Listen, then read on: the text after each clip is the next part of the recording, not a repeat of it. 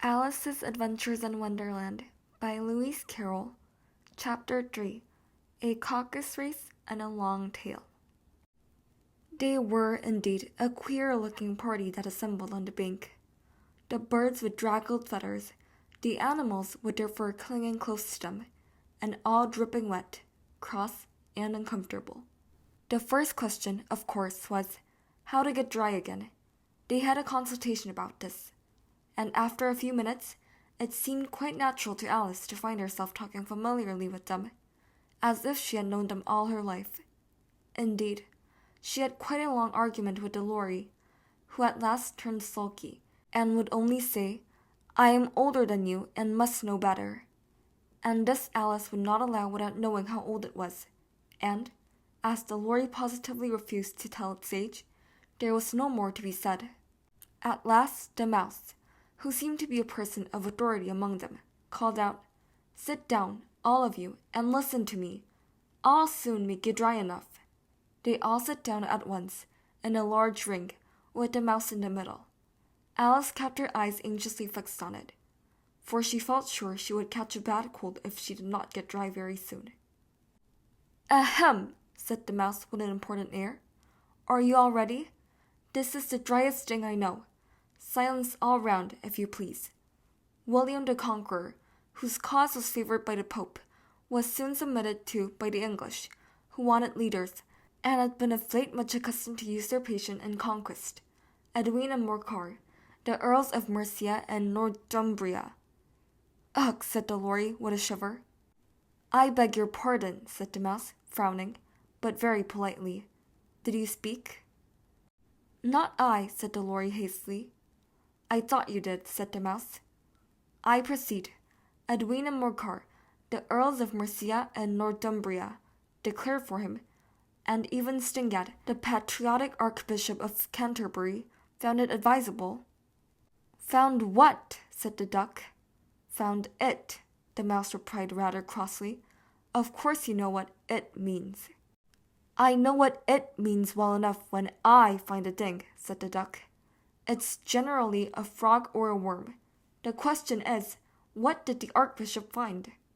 The mouse did not notice this question, but hurriedly went on. "Found it advisable to go with Edgar Ardling to meet William and offer him the crown."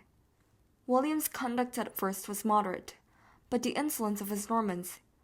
"How are you getting on now, my dear?" it continued, turning to Alice as it spoke. "As wet as ever," said Alice in a melancholy tone. "Doesn't seem to dry me at all." "In that case," said the dodo solemnly, rising to its feet, "I move that the meeting adjourn, for the immediate adoption of more energetic remedies." "Speak English," said the eaglet. "I don't know the meaning of half of those long words, and, what's more, I don't believe you do either." And the eaglet bent down its head to hide a smile. Some of the other birds tittered audibly. "What I was going to say," said the dodo in an offended tone, "was that the best thing to get us dry would be a caucus race." "What is a caucus race?" said Alice, not that she much wanted to know, but the dodo had paused as if with thought that somebody ought to speak, and no one else seemed inclined to say anything. "Why," said the dodo, "the best way to explain it is to do it. And, as you might like to try the thing yourself some winter day, I will tell you how the dodo managed it. First, it marked out a race course, in a sort of circle. The exact shape doesn't matter, it said. And then all the party were placed along the course, here and there. There was no 1, 2, 3, and away. But they began running when they liked, and left off when they liked, so that it was not easy to know when the race was over. However, when they had been running half an hour or so, and were quite dry again, the dodo suddenly called, 'The race is over,' and they all crowded round it, panting and asking, 'But who has won?' The question the dodo could not answer without a great deal of thought, and it stood for a long time with one finger pressed upon its forehead, the position in which you usually see Shakespeare in the pictures of him, while the rest waited in silence. At last the dodo said, 'Everybody has won, and all must have prizes.' 'But who is to give the prizes?' quite a chorus of voices asked. 'Why, she, of course,' said the dodo, pointing to Alice with one finger, and the whole party at once crowded round her, calling out in a confused way, "Prizes! Prizes!" Alice had no idea what to do, and in despair, she put her hand in her pocket and pulled out a box of comfits. Luckily, the salt water had not got into it, and handed them round as prizes. There was exactly one apiece all round. "But she must have a prize herself, you know," said the mouse. "Of course," the dodo replied very gravely. "What else have you got in your pocket?" it went on, turning to Alice. "Only a thimble," said Alice sadly. "Hand it over here," said the dodo. Then they all crowded round her once more, while the dodo solemnly presented the thimble, saying, "We beg your acceptance of this elegant thimble." And, when it had finished this short speech, they all cheered. Alice thought the whole thing very absurd, but they all looked so grave that she did not dare to laugh, and, as she could not think of anything to say, she simply bowed and took the thimble, looking as solemn as she could. The next thing was to eat the comfits. This caused some noise and confusion, as the large birds complained that they could not taste theirs, and the small ones choked and had to be patted on the back. However, it was over at last, and they sat down again in a ring and begged the mouse to tell them something more. "You promised to tell me your history, you know," said Alice, "and why it is you hate CND," she added in a whisper, half afraid that it would be offended again.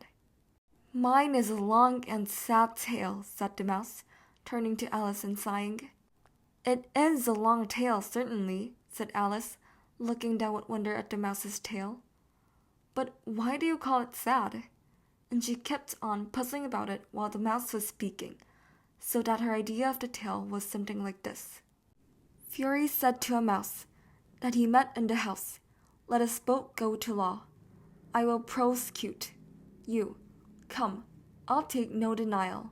We must have the trial, for really this morning I've nothing to do," said the mouse to the cur. "Such a trial, dear sir, with no jury or judge, would be wasting our breath." "I'll be judge, I'll be jury," said cunning old Fury. "I'll try the whole cause, and condemn you to death." "You are not attending," said the mouse to Alice severely. "What are you thinking of?"